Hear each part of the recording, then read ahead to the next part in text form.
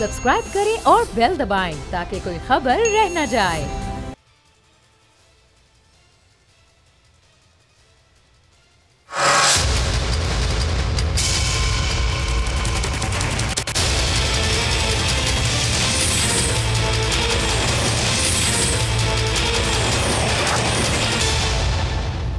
बिस्मिल्लाहिर्रहमानिर्रहीम, अस्सलाम वालेकुम। मैं हूं Jasmeen Manzoor and welcome to the program. नाज़रीन, ये तो आप जानते ही हैं कि बजट आ चुका है, बजट पास भी होगा और इसके साथ साथ पाकिस्तान पीपल्स पार्टी जो बारहा ये कह रही थी कि ये बजट अवाम दोस्त नहीं है, हमसे कोई मशावरत नहीं की गई, बजट खुद से बनाया गया, और जब ये बातें पब्लिकली आने लगी तो जाहिर सी बात है कि इसके ऊपर हुकूमत वक्त यानी कि PMLN जो है उन्होंने कुछ ख़ास मखसूस जगह पर इसकी शिकायत की और उसके बाद आपने देखा कि कुछ दौड़ें लगीं। यानी कि मोहसिन नकवी शाह साहब जो वज़ीर दाखिला हैं हमारे, ये आप जानते हैं कि उनके बड़े अच्छे ताल्लुकात हैं ना सिर्फ पाकिस्तान की इस्टेब्लिशमेंट के साथ बाकी पॉलिटिकल पार्टीज़ के साथ भी, और सुनने में आया है कि उनका रवैया कुछ ऐसा है कि उनकी बताने का समझाने का तरीका भी बड़ा अच्छा है।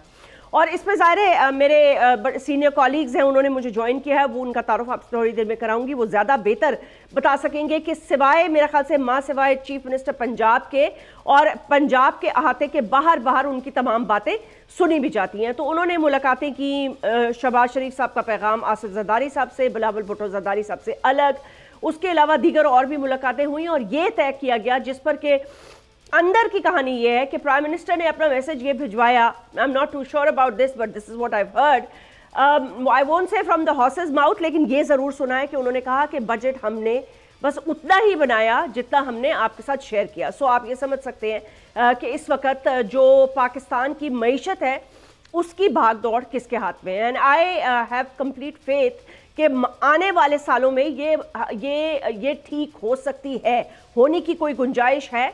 बजट खसारे का है, कोई ख़ास आपकी डेवलपमेंट के प्रोजेक्ट्स नहीं होंगे, IMF को काबिल कबूल है, एक्सपोर्टर्स चीख रहे हैं, टैक्सेशन जो आपने इतनी ज़्यादा लगाई है सैलरी क्लास पर वो जाहिर सी बात है उनकी भी चीखें निकल गई हैं, मिडिल क्लास पिसेगी, गरीब आवाम के लिए कोई ख़ास मतलब है ऐसी कोई चीज़ है नहीं, मतलब है हर बंदा तकरीबन इस बजट से नाराज़ ही है और उसकी वजह हमें बताएंगे ज़ीशान मर्चेंट साहब, सीनियर इकोनॉमिस्ट हैं, एनालिस्ट भी हैं, उन्होंने हमें ज्वाइन किया है आज स्टूडियो में। बहुत नसरुल्लाह मलिक साहब सीनियर एनालिस्ट हमें ज्वाइन कर रहे हैं और ज़ाहिर शाह साहब सीनियर एनालिस्ट हमें ज्वाइन कर रहे हैं।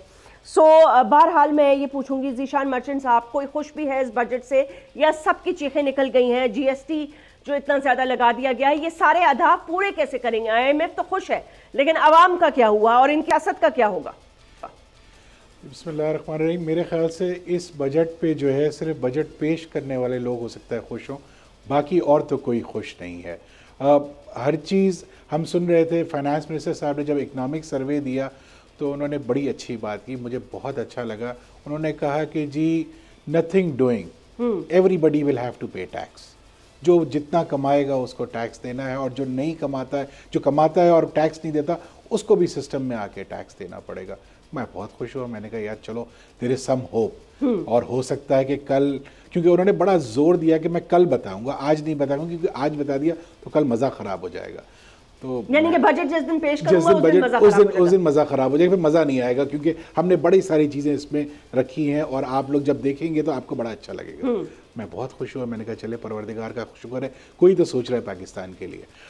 अगले दिन बजट आया तो मैंने देखा कि जैसे पिछले कई सालों से बजट आता है न वैसे का वैसा ही बजट है, वही रिवायती बजट है, कोई बजट में चेंज नहीं है। मैं बड़े अरसे से अब टैक्स पेयर को जो है वो गन्ने पे तशबीह देता हूँ और गवर्नमेंट ऑफ पाकिस्तान को गन्ने का जूस निकालने की मशीन पे तशबीह देता हूँ। कितना जूस निकाल चुका है उन्हीं गन्ने का जो सिस्टम में है, पर प्रॉब्लम यह है कि ये बजट में भी जो टैक्स दे रहा है उसी के ऊपर मज़ीद टैक्सों का बोझ डाला गया है, उसी गन्ने को दोबारा पीसने की कोशिश की गई, अब तो उसका बुरादा बन चुका है, अब उसमें से मज़ीद जूस नहीं निकल सकता।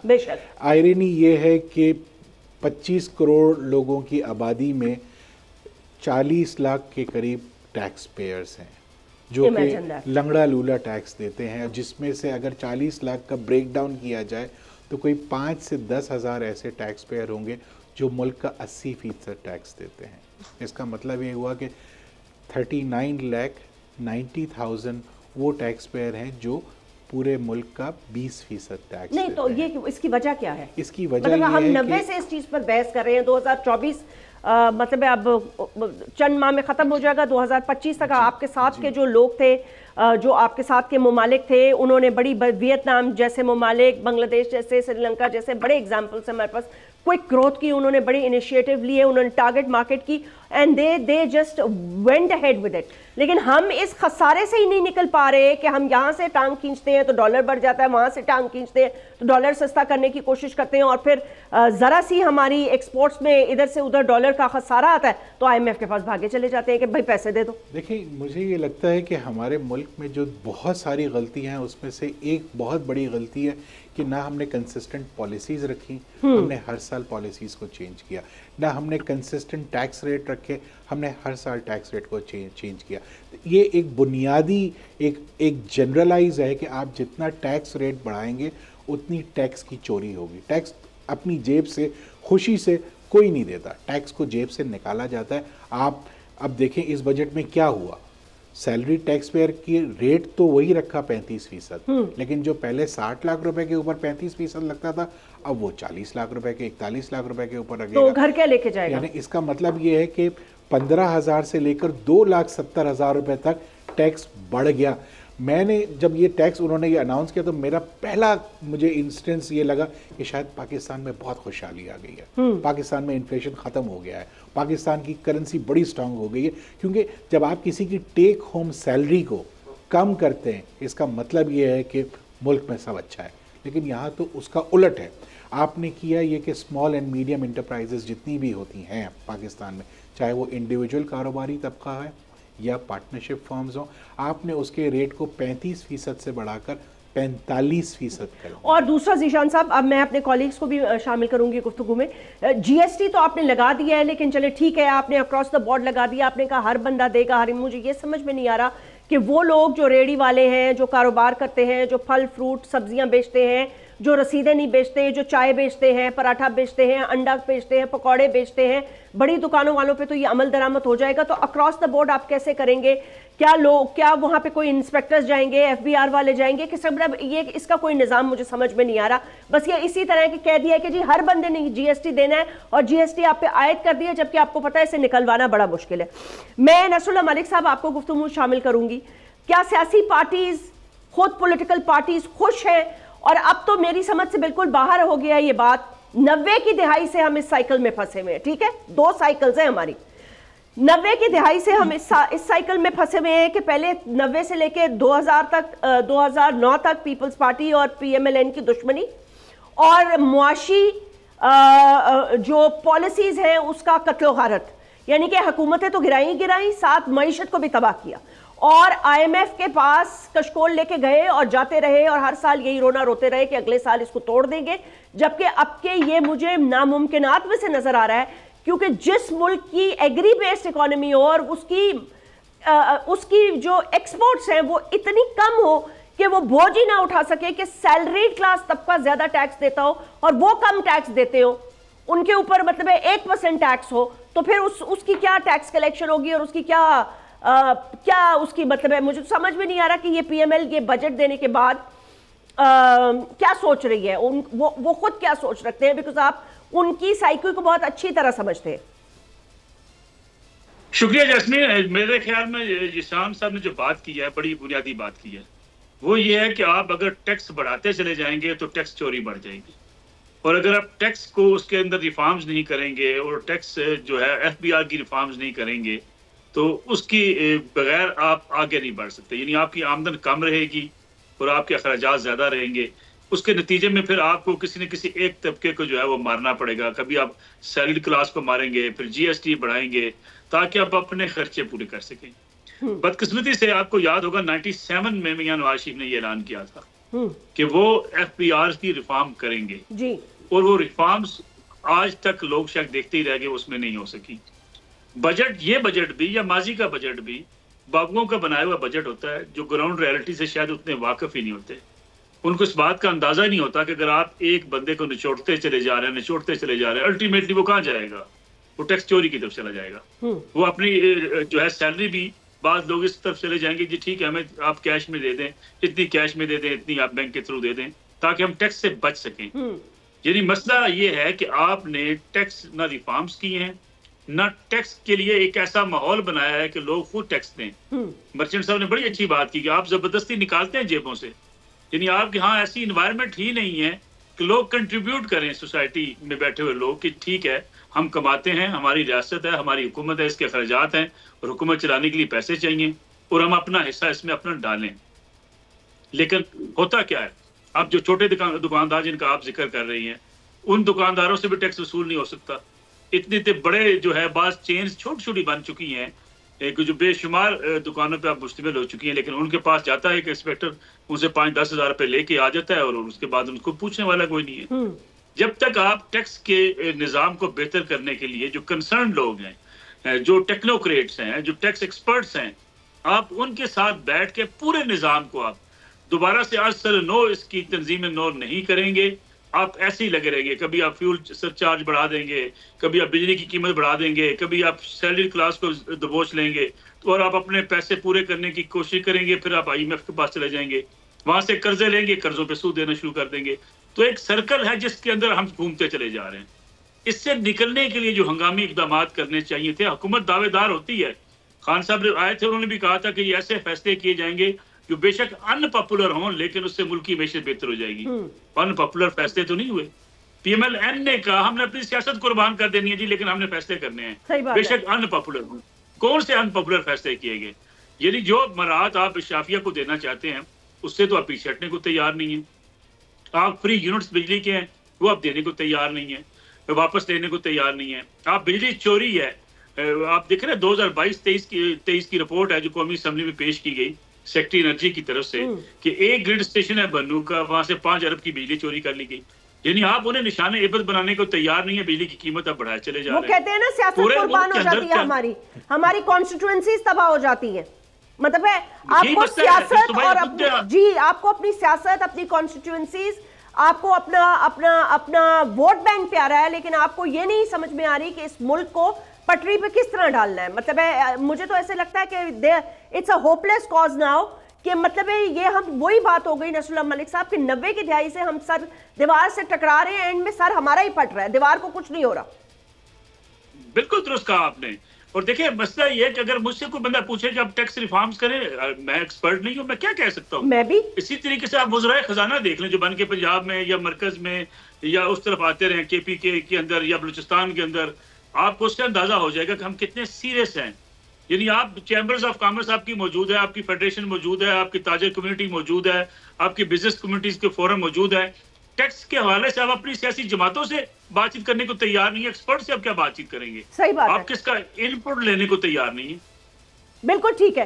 जाहिर शाह साहब आपको गुफ्तगू में शामिल करना चाहती हूँ। ये बताइएगा शाह साहब कि ये जो SIFC का प्रोग्राम है, SIFC के मातहत जो बातें की जा रही हैं, और आज वज़ीर आज़म शहबाज शरीफ साहब, कल वज़ीर आज़म शहबाज शरीफ साहब ने कौम से ज़ाहिर खिताब भी किया है, और वो उसमें बताया है उन्होंने कि कितना ज़्यादा मुश्किलात हैं और किस तरह कहाँ से कोशिश की जा रही है, किस तरह कुर्बान किया जा रहा है सियासत को और मफादात को पीछे छोड़कर। मतलब है क्या इन हालात में, कंस्ट्रक्टेड हालात में इकोनॉमी को किस तरह ठीक करने की कोशिश की जा रही है। तो आपको क्या लगता है कि जो SIFC और जो हुकूमत है ये दोनों वन पेज पे हैं, ये मिलकर मतलब है मिलकर इकोनॉमिक रिफॉर्म्स की तरफ जाएंगे, और कब जाएंगे, वो सिलसिला कब शुरू होगा, वो वन विंडो ऑपरेशंस कब शुरू होंगे? जी बहुत शुक्रिया जैस्मीन। जैसे रसूल साहब बताओ, उससे पहले भी हमारे एक्सपर्ट उन्होंने बात की, मैं पहले जरा थोड़ा सा बजट के हवाले से बात करना जी जी। अब देखिए इस दफा अगर आप बार बार एक ही बात करते रहे कि टैक्सेशन सिस्टम आपका बेशक फ्लॉड है, लेकिन आप ये बताइएगा कि टैक्सेस आप लगा के आपके एक्सपेंडिचर जहाँ का आ रहे हैं। सबसे इम्पोर्टेंट ये है क्या आपकी रेवेन्यू इतनी है जितने आपके एक्सपेंडिचर्स हैं।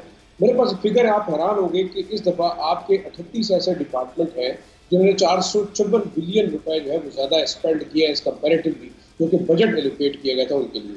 और सबसे जो ज्यादा एक्सपेंडिचर हुए वो आपके 450 बिलियन आपने मुकर्रर किए थे सिर्फ और सिर्फ पावर सेक्टर के लिए, और उसके साथ में 56 बिलियन जो है वो इजाफी खर्च किए। दूसरा आपका डिफेंस सेक्टर है, आपने उसके लिए एलोकेट की तकरीबन 1.8 ट्रिलियन, और उसकी एक्सपेंडिचर 1.835 ट्रिलियन रही, यानी उन्होंने तकरीबन कम से कम 35 बिलियन रुपए जो है वो ज़्यादा उन्होंने स्पेंड किए।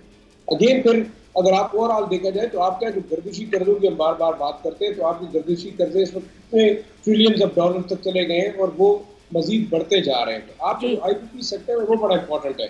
और दूसरा देखिए, आपके जो 2.8 बिलियन तक तकरीबन आपके गर्दिशी कर्जे सिर्फ बिजली की मद में गए, और गैस की तरफ हम जा नहीं रहे, वो 9.8 बिलियन तक चले गए। तो इंपॉर्टेंट चीज़ तो ये कि आप टैक्स रेवेन्यू बेशक टैक्स बेस बढ़ाते रहे, लेकिन टैक्स आप उन्हीं लोगों के ऊपर कर रहे हैं जो कि ऑलरेडी बेचारे टैक्स के तले दब रहे, और वो सैलरीड क्लास या जो तनख्वाहदार तबका है जिसका पैसा थ्रू डॉक्यूमेंटेड बैंक के थ्रू आता है। तो मेरे ख्याल में वो लोग जो कि टैक्स नेट से इस तरीके से बाहर है कि उनकी डॉक्यूमेंटेशन वो सिर्फ बोरी के अंदर या लिफाफे के अंदर लेन देन करके अपना कारोबार करें, आप उनको टैक्स नेट के अंदर नहीं लेके आ रहे हैं। क्या आप टोबैको इंडस्ट्री के ऊपर टैक्स लगा रहे हैं? किस तरीके से आप टोबैको सेस के ऊपर जो रेवेन्यू आ रही है उसको कैसे स्ट्रीमलाइन करेंगे? क्योंकि ये तमाम माफियाज आपके सेनेट और पार्लियामेंट के अंदर बैठे हुए हैं। मतलब देखिए, आप चीनी माफिया वहां बैठा हुआ है, शुगर माफिया वहां बैठा हुआ है, आपका स्टेट माफिया वहां बैठा हुआ है, हर एक के नुमाइंदे अगर आपके सेनेट और पार्लियामेंट के अंदर बैठे हुए, तो टैक्सेशन सिस्टम आप कैसे इन लोगों से दोबारा टैक्स देंगे? टैक्स तो मैं और आप दे रहे हैं क्योंकि हमारी तनख्वाह आती है अकाउंट के थ्रू। ब्रेक ले लेते हैं और ब्रेक के बाद गुफ्तगू जारी रहेगी।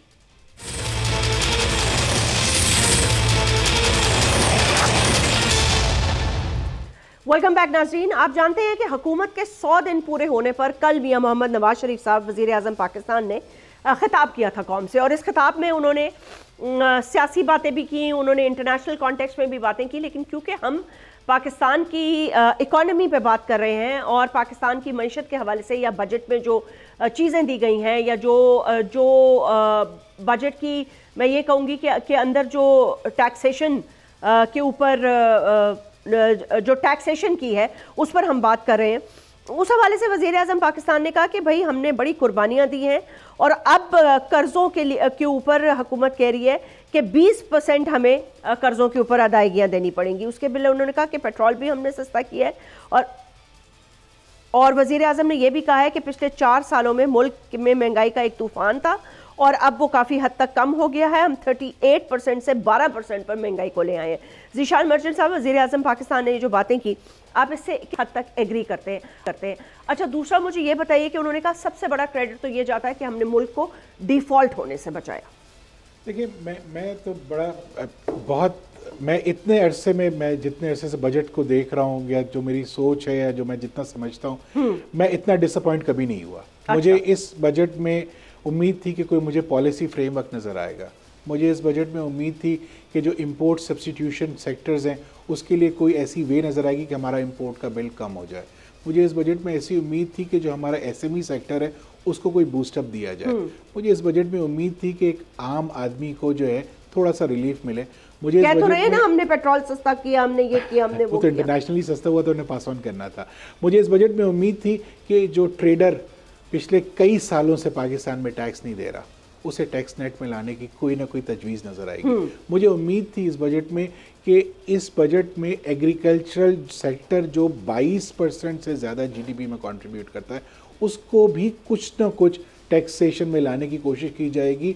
22% एग्रीकल्चर है, 20 से 22% रिटेल है, 44% ऑफ द GDP जो आपका है वो आपका टैक्सेशन में तकरीबन कोई 1% से कम कंट्रीब्यूट कर रहा है। तो मुझे उम्मीद थी कि इस बजट में कोई ऐसी राह नज़र आएगी। मुझे ऐसी कोई चीज़ नज़र नहीं आई।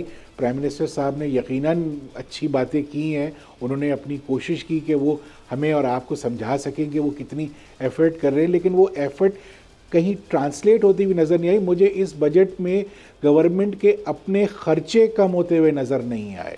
मुझे प्राइम मिनिस्टर हाउस के खर्चे बजट में बढ़ते हुए नज़र आए। वो कभी नहीं ख़त्म होंगे। मसला ये है कि जब हम एक बात करते हैं ना कि जब आप कोई किसी से कुर्बानी मांगते हैं तो यू लीड बाय एग्जाम्पल।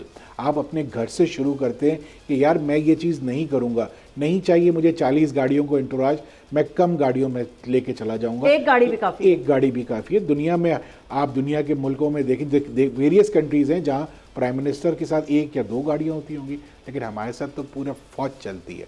हम इन्वेस्टमेंट के लिए जब कहीं बाहर जाते हैं मुल्क में से किसी से कि हमारे मुल्क में आके इन्वेस्टमेंट करो, तो हम पूरा इंटोराज लेके जाते हैं। खर्चे निकाल लें पिछले 5 साल के इन लोगों के जो ये पाकिस्तान से बाहर गए और कितनी फॉरेन इन्वेस्टमेंट आई है पाकिस्तान में, आपके सामने आ जाएगा।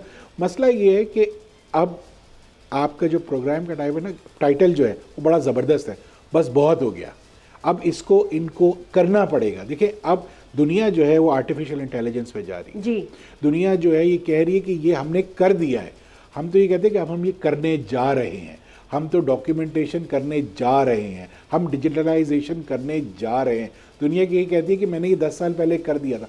हमारे पास तो एक पेमेंट एक्सचेंज नहीं है फॉरेन, जो फ्रीलांसर्स हैं जो पाकिस्तान से जो इस वक्त आईटी एक्सपोर्ट कर रहे हैं, 3.5 बिलियन की आईटी की एक्सपोर्ट इस दफ़ा तकरीबन इंशाल्लाह हो जाएगी हमारी। हमारा टारगेट है 20 और 50 बिलियन। इंडिया हमारा जो पड़ोसी मुल्क है वो 120 बिलियन से ज़्यादा की एक्सपोर्ट कर रहा है। हमारे पास पोटेंशियल है, लेकिन अब हम अपनी रिसोर्स में इन्वेस्ट नहीं कर रहे। आने वाला दौर हमें इतनी तेज़ी से जो है ये आर्टिफिशियल इंटेलिजेंस में ले जाएगा कि हम सोचते रह जाएंगे, जैसे एक ज़माने में पहले कंप्यूटर XP और XT आते थे, फिर वो पेंटियम 1 और 2 आया, और उसके बाद एक तेज़ी से तूफान आ गया।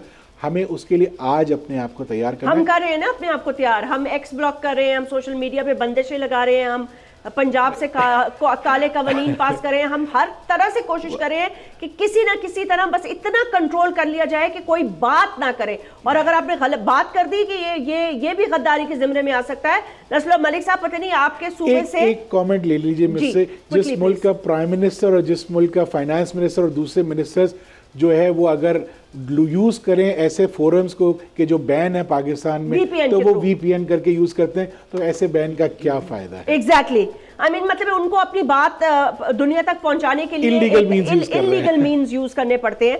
लेकिन ये नस्ल मलिक साहब, आप लोगों के सूबे से हमारा बड़ा प्यारा एक सूबा है, मैं इसलिए कह रही हूँ आपके सूबे से क्योंकि आप वहाँ तशरीफ रखे हुए हैं इस वक्त। आप पंजाब में हैं, हम सिंध में हैं। तो बहरहाल ये जो एक कानून पास करने की कोशिश की गई है उसको तो लाहौर हाई कोर्ट ने स्ट्राइक डाउन कर दिया है, उसके ऊपर स्टे भी हो गया है और कहा है कि काला, इसकी क्या वजह थी? मतलब क्या है, इतनी ज़्यादा खौफ है, इतना ज़्यादा मतलब है क्या अवाम के गुस्से का, गम का, या मतलब या क्या चाहते हैं कि बिल्कुल ही मुंह पे पट्टियां बांध लें और क्या कहें कि जी एवरीथिंग इज सो गुड, और जब मैं और आप स्टूडियो से बाहर निकलें तो हमें भी अवाम इतने जूते मारे कि ये जो एक एक मन के झूठ बोल के टेलीविजन पर तशरीफ लाते हो, मेहरबानी करके ऐसे करो कि अपने शोज बंद करो और घर में बैठ जाओ। देखिए, मैं समझता हूँ इसके दो हिस्से हैं। पहला हिस्सा तो ये है कि हुकूमत वाकई कोई भी हो वो अपने खिलाफ बात नहीं सुनना चाहती, वो तनकीद बर्दाश्त नहीं करना चाहती। वो चाहती है कि बस उसकी मदद सराही की जाए, उसकी तारीफें की जाएं, और अगर उसकी किसी जुर्म की या किसी गलती की निशानदेही की जाए तो वो समझती है कि नहीं, ऐसा नहीं होना चाहिए। और इसका दूसरा हिस्सा ये है कि वो जो हमारे यहाँ सोशल मीडिया पे कुछ बैठे हुए लोगों ने इसका गलत इस्तेमाल किया है। देखिए, मेरे ख्याल में ये आपके लिए या मेरे लिए शायद ये कानून कोई मसला ना होता। आपने कभी कोई ऐसी खबर नहीं देनी जिसके बुनियाद पर यह कहा जाए कि आप कुछ ऐसे छक्के मार रही हैं बैठ के, या मैं ऐसा कहूँ जी कि मैंने किसी शख्स के ऊपर जो है बगैर सबूत के अरबों रुपए का इल्जाम लगा दिया। मसला ये है कि इसका सारा जो है वो जिम्मेदार सियासतदान रहे हैं। मैं तो समझता हूँ फेक न्यूज फैलाने में भी सियासतदानों की जिम्मेदारी थी। उसके बाद उनके एजेंट नीचे जो बैठे हुए हैं, उनके सोशल मीडिया ट्रॉल्स जो नीचे बैठे हैं, वो ये काम सर अंजाम दे रहे हैं। उनको रोकने का तरीका आपको इस बिल को लाने की जरूरत नहीं थी। आपके पास साइबर क्राइम विंग मौजूद है, आपके पास FIA है, आप उसको मजीद मजबूत करें। और जो कोई ऐसा प्रोपोगेट कर रहा है आपके कौमी सलामती के इदारों के खिलाफ या कोई झूठी खबरें फैला रहा है, आप उसको वहां रोकें और उसको बाकायदा उसको किसी कटहरे में लेकर आए। लेकिन आप ऐसा कानून बना के खुद अपने लिए मसाइल पैदा कर देते हैं। यानी मसला ये वही मैं कहता हूँ, ये बिल भी बाबू बना देते हैं कि जी बिल मंजूर कर दे, कोई आपके खिलाफ बात नहीं करेगा। सही बात है भाई, आप अपने खिलाफ बात को अलग करें, अपने होने वाली तनकीद को अलग तरीके से देखें, और अपने खिलाफ होने वाला प्रोपेगेंडा या इदारों के खिलाफ फैलाई जाने वाली फेक न्यूज को अलग करके देखें। इस बात में भी हमें मान लेना चाहिए। देखें, इकानमी मुल्क की बड़ी सेंसिटिव मैटर होता है, लेकिन इस मुल्क के अंदर ऐसा भी हुआ है कि हमने ऐसी सी खबरें चला दी कि जिसका कोई वजूद ही नहीं था। हमने ऐसे अपने दीगर ममालिक के हवाले से कुछ खबरें चला दी सोशल मीडिया पे जिसकी कोई हैसियत या कुछ की हकीकत नहीं थी। अब उन चीजों पर कार्रवाई मैं समझता हूँ होनी चाहिए, क्योंकि देखें ना, पाकिस्तान के मीडिया चैनल्स यहाँ से जब अपनी बीम बाहर भेजते हैं, UAE की बीम, UK की या US की बीम, उसको एडिट करके अलग बीम पे भेजते हैं। Exactly. ताकि वहां अगर जो खबर जाएगी वो ऑथेंटिक होनी चाहिए, वरना वहां खबर पकड़ी गई जुर्माना साथ ही हो जाएगा। तो मैं समझता हूँ कि मीडिया के लोगों को भी ये देखना होगा कि अगर हमारे यहाँ कुछ काली भेड़े हैं या हमारे यहाँ मीडिया प्लेटफॉर्म का इस्तेमाल करके किसी भी पार्टी के खिलाफ, मैं नहीं कहता PMLN हो, पीपल्स पार्टी हो, PTI हो, आप तनकीद करें सबूत के साथ, आप खबर दें सबूत के साथ, ताकि सियासतदान हो या हुकूमत हो उसके आगे उसके पास कोई जवाब ना हो। देखिए अभी ज़िशान साहब जो बात कर रहे थे, कितनी बुनियादी बात है कि इस बजट के बारे में तो क्वाद ये थी कि ये इंडियन सेक्टर्स के ऊपर टैक्स लगेगा, जो आपके GDP में इतना पोर्शन उनका है, लेकिन आपने टैक्स नहीं लगाया। अब इस पर तो कोई हद तक इज्जत का कानून लागू नहीं हो सकता ना। लेकिन अगर यहाँ बैठ के ये कह दिया जाए कि जी 25,000 अरब रुपए लेके फलां साहब अपने घर चले गए, तो आपके पास सबूत होने चाहिए। तो मेरे ख्याल में ये दोनों चीजें, लेकिन हुकूमत ने चूंकि ये भी काम अर्जेंसी में किया कि जी बस किसी से मुशावरत नहीं की, किसी से पूछा नहीं, किसी से डायलॉग नहीं किया, स्टेक होल्डर्स को इत्मीनान में नहीं लिया, बिल मंजूर करा के वो मारा। ये जो बाबू होते हैं ना, ये कहते हैं जी बस आप रास्ता रोकने के एक ही तरीका कानून बना दो। ओ भाई FIA मौजूद है, पेमरा मौजूद है, आपका वजारत इत्तलात मौजूद है, इतने इदारे मौजूद हैं, आप उसी पेमरा के अंदर अमेंडमेंट कर दें कि जो साइबर के मामलात हैं उसमें भी फाइन हो सकेगा। देखिए ना, पेमरा आपको मुझे जुर्माना करती है ना गलत खबर चलाने, बिल्कुल करती है, तो ये मामला भी बात सेटल हो सकता है। नहीं एक्चुअली असल मसला ये है नसरुल्लाह मलिक साहब, असल मसला ये है कि देखिए बहुत ज्यादा जो प्रोपेगेंडा हो रहा है ना, वो आउटसाइड ऑफ पाकिस्तान हो रहा है। बहुत सारे ऐसे ओवरसीज पाकिस्तानीज हैं, बहुत सारे ऐसे लोग हैं, आप किस किस को पकड़ेंगे? मुझे ये बताएं ना, किस किस गांव में, किस किस देहात में, किस किस के पीछे आप जाएंगे? आप ये कहते हैं कि हमारे खिलाफ टिकटॉक भी ना बनाएं, हमारे खिलाफ मीम्स भी ना बनाएं, आप हमारे खिलाफ ये भी ना करें। मतलब है आप जितनी कदखन और बंदिशें लगाएंगे ना, पब्लिक उतना ही रिवॉल्ट करेगी, और मेजॉरिटी तो आउटसाइड से हो रहा है। तो आपके ये लॉ बाहर के मुल्क में तो लग ही नहीं सकते ना, बाहर लगा सकते हैं? देखिए मैं कहता हूँ हुकूमत को तनकीद तो बर्दाश्त करनी पड़ेगी, और तनकीद रुकेगी नहीं। ऐसा नहीं हो सकता कि हुकूमत ये बंदिशें लगा के अपने ऊपर तनकीद को रोक ले। मैं थोड़ा सा इसको अलग उन चीजों पे करता हूँ कि जो खालिस्तान आपके पास पाकिस्तान में बैठे हुए लोग बाज ऐसे बयान देते हैं, बाज ऐसी स्टेटमेंट्स देते हैं। जैसे देखे मुजफ्फराबाद में क्या हुआ, एक शख्स ने कहा जी 25 बंदे वहां पे नीलम स्टेडियम में, वहां मुजफ्फराबाद शहर में लाशें गिरा दी गई। पहले क्रिएट हुआ, ये इजाजत नहीं होनी चाहिए किसी रियासत के अंदर कि एक शख्स बगैर किसी सबूत के 25-50 बंदे मार दे। या कराची शहर में आप बैठी हैं इस वक्त, ज़िशान साहब हैं, सारे लोग वहां बैठे हैं, अगर कोई लाहौर में बैठा बंदा खबर चला दे कराची में ये हो गया। अब देखिए ना, हमारे यहाँ जो इवन ट्रांसफार्मर ब्लास्ट होते थे, हम खबर देने के चक्कर में फौरी कराची में धमाका सुना गया। भाई उससे जो पैनिक क्रिएट होता है, उससे जो इकॉनमी तबाह होती है, दुकानें लोग बंद, ये बातें आपकी बिल्कुल ठीक है कि हमें व्हाइट एंड ब्लैक को अलग करना होगा, ग्रे एरियाज को अलग करना होगा। लेकिन मैं आपकी इस बात से, लेकिन देखिए सेंट्रल मीडिया फिर भी, मेन स्ट्रीम मीडिया बहुत ज्यादा कोशिश करने के बावजूद बहुत रिस्पॉन्सिबल होता है, और रिस्पॉन्सिबिलिटी से अब जो लोग रिस्पॉन्सिबल नहीं है उनको तो आपको पता है रोज पेमरा को नोटिस आया होता है। शाह साहब, आप इस कानून को किस तरह देखते हैं? मतलब अब तो ऑब्वियसली लग रहा है कि ये दम तोड़ देगा लाहौर हाई कोर्ट के बाद, लेकिन मतलब इससे फायदा क्या होगा हुकूमत को? आई मीन लाइक, वो आपको लगता है कि आज के दौर में किसी को कंट्रोल किया जा सकता है?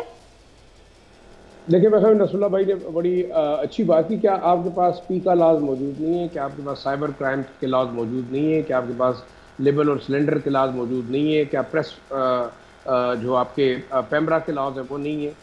मेरे ख्याल में तमाम लॉज मौजूद है, लेकिन उसकी इम्प्लीमेंटेशन की बात करनी चाहिए कि आप इम्प्लीमेंटेशन उसकी कैसे करते रहे। लेकिन थोड़ा सा जो मैं इस वक्त देखता हूँ मीडिया की जो इवॉल्वमेंट हुई है, वो आपके पास एक ऐसे फॉर्म ऑफ मीडिया आ गया है जो कि अनब्राइडल्ड है, इसमें कोई दूसरी राय नहीं है, और वो है सोशल मीडिया या ई मीडिया। और आप उसके लिए प्लानिंग कर नहीं सके कि ई मीडिया जब इवॉल्व होगा या तरक्की करेगा। देखिए अरब स्प्रिंग के बाद आपने देखा ये तमाम चीज़ें, अगर मेन स्ट्रीम मीडिया को कंट्रोल किया गया, और दुनिया के अंदर ऐसा होता है, आप देखें कि गजा के अंदर तकरीबन तमाम international media, CNN, BBC, ABC, even तमाम के तमाम कंट्रोल है सिवाय अल जजीरा के, जो कि शायद गजा के ऊपर रिपोर्ट कर है। बाकी आपके पास सोशल मीडिया प्लेटफॉर्म से चीज़ें आ रही हैं। लेकिन हमारे यहाँ सबसे जो खतरनाक सूरत हाल है वो ये है कि हमें हर चीज़ नेगेटिवली इस्तेमाल की है। और आपके पॉलिटिशियंस ने अगर देखा जाए, आप जो भी पार्टी के कहें, उन्होंने शायद अपने प्रोपेगेंडे के लिए इस्तेमाल की, या अपने जो मुखालफीन है उसको काउंटर करने के लिए इस्तेमाल की, गलत तरीके से की या ठीक तरीके से की। वो मेरे ख्याल में एक सबसे अहम नुक्ता वो है। दूसरा मैं देखिए खौफ क्या है, मैं बिल्कुल ओपनली अगर हम डिस्कस करें कि क्या वाकई जिस वक्त हुकूमत है उसको एक खास पार्टी से खौफ है, PTI से खौफ है, या उसके जो सोशल मीडिया ब्रिगेड है उससे खौफ है। इसी किस्म का एक ब्रिगेड मेरे ख्याल में PMLN भी रन कर रही है, पीपल्स पार्टी शायद थोड़ी सी पीछे रही। इवन आप देखें मजहबी जमातें इस वक्त, आप देखें JUI जो एक मजहबी जमात है, उसका एक मुकम्मल सोशल जो ई मीडिया विंग है जो कि कॉन्स्टेंटली प्रोपेगेट करता है उस पार्टी के प्रोपेगेंडा, लेकिन उसको आपने स्ट्रीमलाइन कैसे करना है। मैं ये समझता हूँ कि देखिए आपके पास मेन स्ट्रीम मीडिया के अंदर एक एडिटर का कंसेप्ट है, नसरुल्लाह साहब बैठे हुए हैं, आप हैं, हमने देखा डॉन के ज़माने से लेके अब यहाँ तक आपके पास एक एडिटर का कंसेप्ट है जो कि फिल्टर आउट करता है चीज़ों को। अब आप एक सोशल मीडिया के ऊपर आपके अनब्राइडल्ड आपके पास एक ऐसा फॉर्म है जो कि किसी के खिलाफ किसी वक्त भी इस्तेमाल हो सकता है और वो हो रहा है। अब देखिए इसको आपको बड़ा रियलिस्टिकली सोचना होगा कि बहुत सारी खबरें आपका मेन स्ट्रीम मीडिया जो इस वक्त बदकिस्मती से वो फॉलो कर रहे हैं आपके सोशल मीडिया के ऊपर, आपके यहाँ एडिटर का कॉन्सेप्ट एक प्रोफेशनलिज्म आहिस्ता आहिस्ता जो है ख़त्म होता जा रहा है। आप बेशक बात करते रहे कि मेन स्ट्रीम मीडिया बड़ा रिस्पॉन्सिबल है, लेकिन मैं ये समझता हूँ कि 30 to 14 इवन 50% आपका मेन स्ट्रीम मीडिया ड्रॉ करता है अपनी खबरों को फ्रॉम द सोशल मीडिया। आसान हो गया, सही influence of the social media, आप ठीक कह रहे हैं। हाँ, जर्नलिस्टिक आपने एक जो पूरा एक हिरार्की थी वो खत्म हो गई है। आपके यहाँ एक एडिटर का कॉन्सेप्ट था, डिप्टी एडिटर था, फिर आपके रीजनल एडिटर्स होते थे, इन्वेस्टिगेशन थी, इन्वेस्टिगेटिव जर्नलिज्म थी, खत्म हो गया। अब आप एक मोबाइल के ऊपर चलते हैं, आप एक बटन के ऊपर चलते हैं, व्हाट्सएप के ऊपर चलते हैं, बड़ा इजी है। अब आप देखिए मेन स्ट्रीम मीडिया को देखते कितने लोग हैं, मतलब मैं ऑनेस्टली मैं तो ये समझता हूँ कि तकरीबन आपको 60 से 70% यूथ, इवन आपके जो बुजुर्ग हैं, गाँव में आप चले जाएं, आप पहाड़ के ऊपर भी देखेंगे तो एक सोशल मीडिया के ऊपर बिल्कुल इंटरेक्शन होगी आपकी मेन स्ट्रीम। बिल्कुल आप ठीक कह रहे हैं, बिल्कुल आप ठीक कह रहे हैं। और उसका रीजन ये है कि लगता ये है पब्लिक को और पूरी दुनिया को, वो एक तो लोगों के पास टाइम का शॉर्टेज है, people don't have the same amount. देखे ना, दुनिया का कल्चर बदल रहा है, पूरी दुनिया का कल्चर बदल एक्चुअली चुका है, पाकिस्तान का भी कल्चर बदल चुका है और पाकिस्तान के इस कल्चर को समझने की, इसके साथ इंटरैक्ट करने के लिए कोई प्लेटफॉर्म्स होने चाहिए जो बाकायदा तौर पर इस जनरेशन के हों, वो पिछली जनरेशंस के ना हो और अपने तजर्बे इस जनरेशन पर ना करें। They need to understand the mindset of this Pakistani youth and interact with them. जो कल की सबसे बड़ी खबर थी वो ये थी ज़ीशान साहब, and obviously coming towards the end of the show मैं इस खबर पर बात करना चाहती हूँ कि वज़ीर आज़म पाकिस्तान ने कल एक बहुत बड़ी बात की अपनी स्पीच में, और उन्होंने कहा कि मैं वादा करता हूँ कि ये IMF का आखिरी प्रोग्राम होगा। क्या आपको लगता है कि ये मुमकिन हो सकता है? भाई मैं तो जब से देख रहा हूँ, जब से मैं प्रोफेशनल फील्ड में हूँ, मैं बहुत सारे लोगों से, बहुत सारे प्राइम मिनिस्टर से ये वादे सुन चुका हूँ और अब ये वादे मुझे ऐसे ही लगते हैं कि जैसे, अब मैं क्या इसका वर्ड नहीं लेना चाहता, लेकिन ये वादे ऐसे ही हैं कि आज सुनो, एक कान से सुन के दूसरे कान से निकाल दो। प्रॉब्लम ये है कि हम अपने मुल्क में हमने फैसला क्या किया है, आज हमने क्या सोचा है कि हम अपने आने वाली जनरेशन्स को 3 लाख रुपए का एक बच्चा मकरूज है आज, हम उसे क्या देने जा रहे हैं। 12,970 अरब रुपए का टैक्स रेवेन्यू का टारगेट है, जिसमें से 9,970 अरब जो है हम सिर्फ लोन्स और इंटरेस्ट में पे करेंगे, यानी जो टैक्स कलेक्ट करेंगे उसका 75% से ज़्यादा हम इस चीज़ में कर देंगे पे। इसके बाद 2,000 हमारा डिफेंस का बजट, 1,000 हमारा पेंशन्स का बजट, 1,300 अरब हमारा जो है सब्सिडीज़ का बजट। तो हम तो डे 1 से बोरोइंग करके गवर्नमेंट को चलाने जा रहे हैं। हमने क्या ये रिजॉल्व कर लिया है कि अब अगले साल से हम लोन्स लेना बंद कर देंगे, हम इन्हिसार करेंगे मेक इन पाकिस्तान पे या मेड इन पाकिस्तान पे? क्या हम पाकिस्तान को ब्रांड बनाने जा रहे हैं? क्या हमने ये फैसला किया है? अगर ये फैसले हमने किए तो हमें सख्त इक़दाम लेने पड़ेंगे। आप गवर्नमेंट, जब आप गवर्नमेंट में होते हैं तो आप अपने एक्शन से लोगों को समझाते हैं। मेरे हिसाब से जब तक आप खुद इनिशिएटिव्स नहीं लेंगे, जब तक आप अपनी गवर्नमेंट के साइज़ को छोटा नहीं करेंगे, जब तक आप अपने एक्शन से ये नहीं बताएंगे कि हमें नेक्स्ट उसमें जाना है मिलेनियम में, हम नहीं जा सकते। आप और मैं बैठ के अगले साल भी बजट के बाद यही डिस्कशन कर रहे होंगे, लेकिन होगा। बहुत बहुत शुक्रिया हमें ज्वाइन करने का ज़ीशान मर्चेंट साहब, सीनियर इकोनॉमिस्ट, जाहिर शाह साहब, सीनियर एनालिस्ट, और नसरुल्लाह मलिक साहब। नाज़रीन, आपसे फिर मुलाकात होगी। अपना बहुत बहुत ईद के बाद इंशाल्लाह ताला, और आप सब लोगों को एडवांस ईद मुबारक। अल्लाह हाफिज़।